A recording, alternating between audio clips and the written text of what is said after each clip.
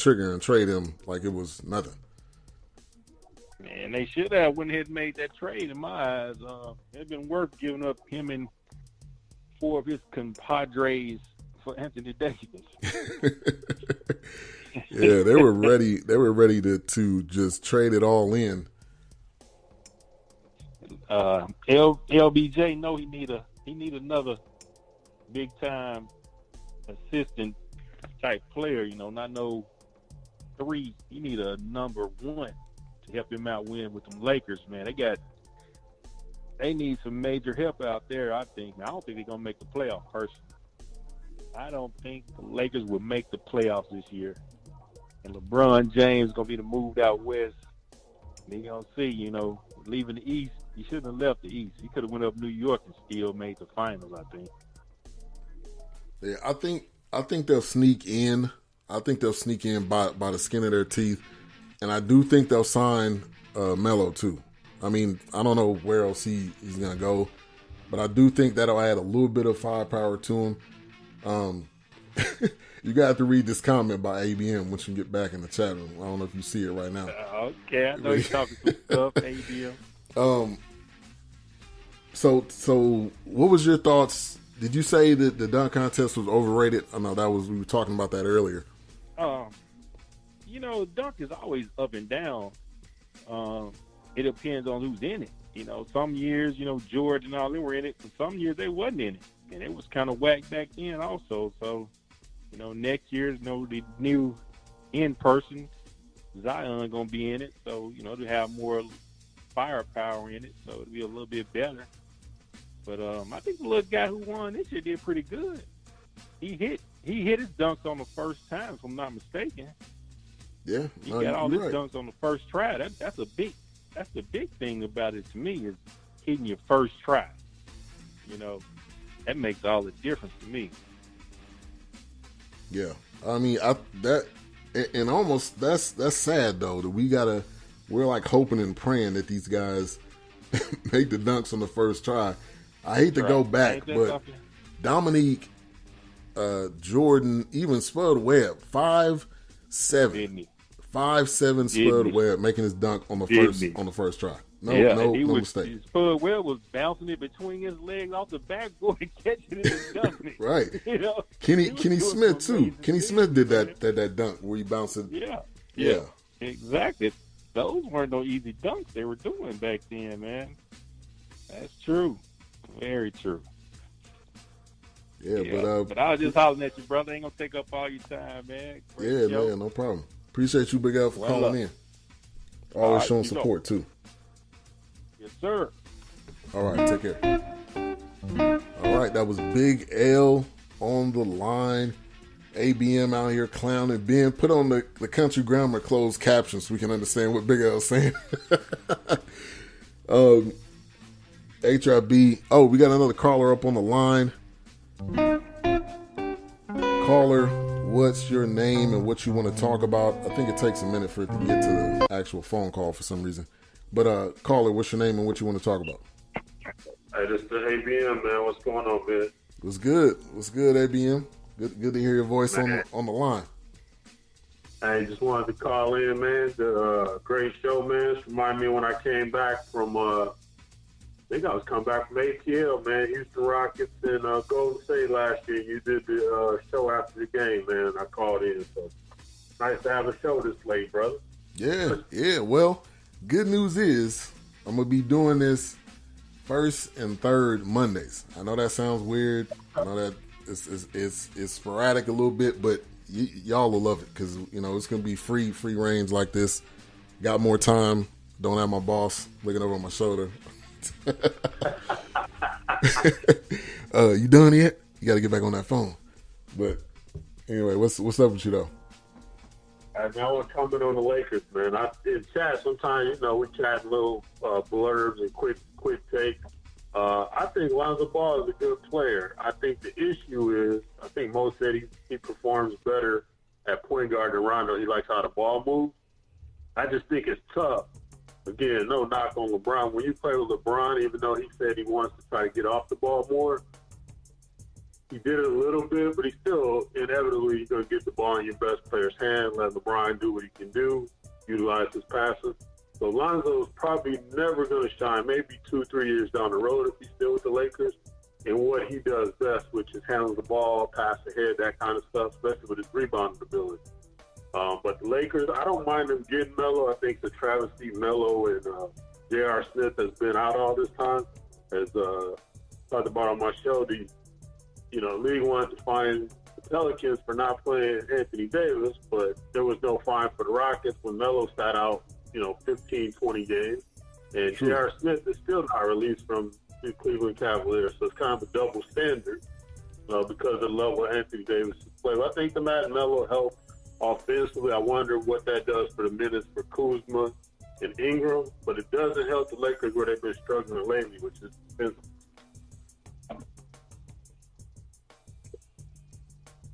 Yeah. Now you're right.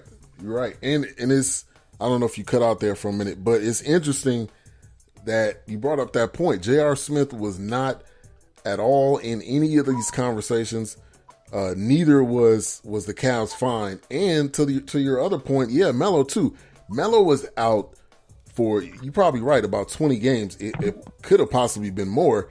So I was looking up the roster with the Rockets, and I'm like, Melo's still on the team. Why is he on the team? It's like they're holding him hostage, doing the same thing with J.R. Smith.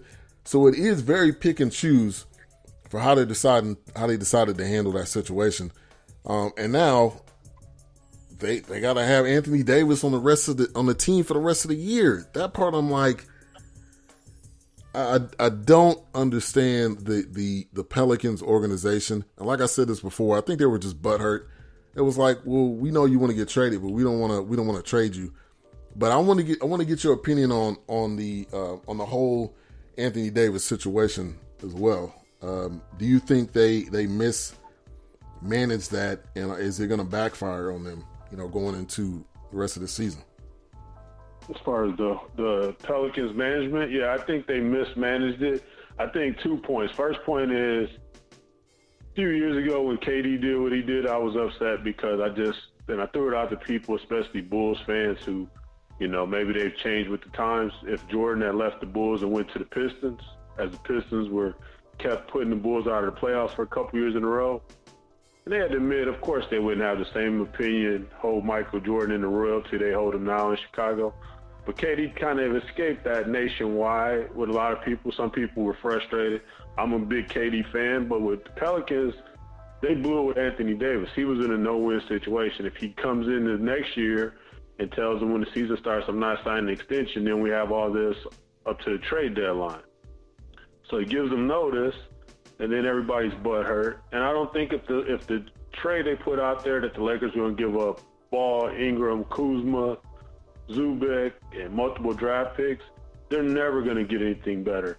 They think Danny Ainge is going to give up all his players. At some point, he's going to pull back, and he's probably going to do 3-car money with him. They'll think they're going to get Jason Tatum, and he'll pull Jason Tatum off the table, and they'll end up with a lot less than they would have got from the Los Angeles Lakers. Dale Demps was the fall guy.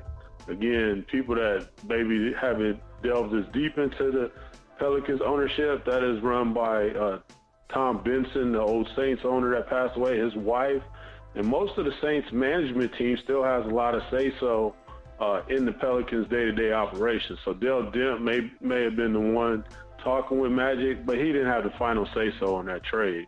And bring in Danny Ferry, and nowhere did they say about his history and the racial incident that popped up with his comments about a fellow Dookie, Luol Deng.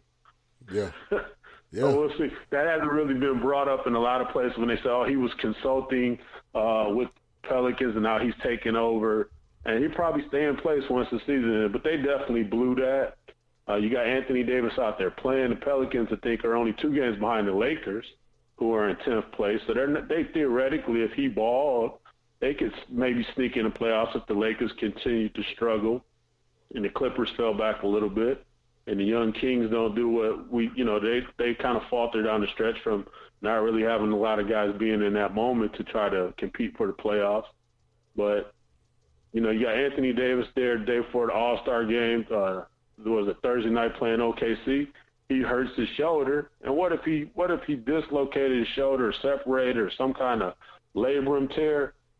There are pieces they can get in a trade would go way down. So they've hurt themselves, and it's a bad situation. You got Alvin Gentry, who is either making comments that he's frustrated or he's trying to get fired out of there to go somewhere else. So not a good situation in New Orleans. And you lost Chris Paul. You had some good teams with him and David West. Didn't make it to the Western Conference Finals, and now you had AD for 7 years, and you're not going to make it. And I've said it before, a couple places won NBA teams. I wouldn't be shocked if that team is not in New Orleans in the next couple years. Yeah. I mean, Seattle right now is begging for a team. They want a team so bad. Yeah. They've already have the fan base. So to me, that's a shoe-in for somebody. Big time fan base with the Storm. The Storm just won the WNBA championship last year. Right. So they're selling out. They're ready to go. So, yeah, I just think losing, stars of that magnitude, we know the Chris Paul trade fell through, not trying to stoke up any pain in Laker fans, not trolling them. But that was terrible that David Stern at the time voided that trade. They were getting some decent pieces back. It was just the fact they didn't want Chris Paul to go to the Lakers. League was running the team at the time. They stepped in and nixed that. But they don't really get a lot for Chris Paul. They lost David West soon after that to Indiana. They got lucky to get Anthony Davis, and they've kind of failed in the draft. You look, what they traded for Boogie, they have nothing left to show for it. Yeah. Buddy Hield is the starting guard for a Kings team that at the All-Star break, they're right there on the verge of making the playoffs. I like the trade for Harrison Barnes for them, but not a good deal for the Pelicans. Pretty good fan base down there, but not a good situation when you had to move him. You had to move him or you had to have him come in and say, hey, I'm going to get this team to the playoffs, but I still want to be moved this year because I won't sign the extension. But Anthony Davis wasn't going to say that. They had a game a couple weeks ago where they played him. I think he had 28 at the half, and they played him with maybe a couple minutes in the third quarter, so it ended up with 32. Now, they won the game, but it was just a bad look. It reminded me of Jordan the year he came back from the broken foot, and the Bulls were taking him out of games with 32 seconds left in the fourth quarter because he had went over his minutes restriction. One game they would let him play the last 32 seconds of a tie game in Indiana. So it was, it's just a bad look for the league. And for Anthony Davis, I thought he tried to do a good job at the All-Star break with the story that he's available to 29 NBA teams. I thought that was a joke, but he was trying to do some PR damage control. He didn't want to be the bad guy. He's a good kid. A good friend of mine is friends with his family and dad, so I kind of get the scoop on stuff that's behind the scenes. But he definitely wants to play the villain, but of course he doesn't want to go to 29 teams. And then to say all 29 teams you're available to, you just want to win. Well, you don't want to go to all 29 teams if you want to win because there's teams you're not going to go to and win. Right. True. But I give him credit for at least, sitting there and handling the questions and not getting agitated, that kind of stuff. So I give him credit for that, but it was kind of funny with some of the stuff he said. Yeah, and really, at the end of the day, he came to them and said, it's not like it was after the trade deadline and he said, oh, I wanted to get traded, they didn't want to trade me. He gave you prime opportunity. So, and Adam Silver comes out and says he doesn't like trade demands. Well, look, it is a player-driven league. This stuff's going to continue to happen because they know that they have power. They may not have equal power as the owner, but they have power. So he came to them and said, I'm not going to resign. So, hey, just trade me. I'm trying to help you guys out. I'm trying to help you guys get something in value, but they botched the whole thing. So whatever they get is what that whole organization deserves. And H-Rap B in the chat room saying that they will be the Supersonics, I think he said in 2022, which I agree with him 100%. Yeah, and H-Rap, I give H-Rap a shout out on this because he always says this. He says it on the show all the time, and me and him talk often sometimes after his show or during the week. And he's always one that he wants these players to take every penny they can get. In his mind, his ideal world, Kawhi would have stayed in San Antonio, took every penny he can get there. Anthony Davis stays in New Orleans, don't give him no discount. But unlike the Major League Baseball Association, Players Association, we know they encourage their players not to take a discount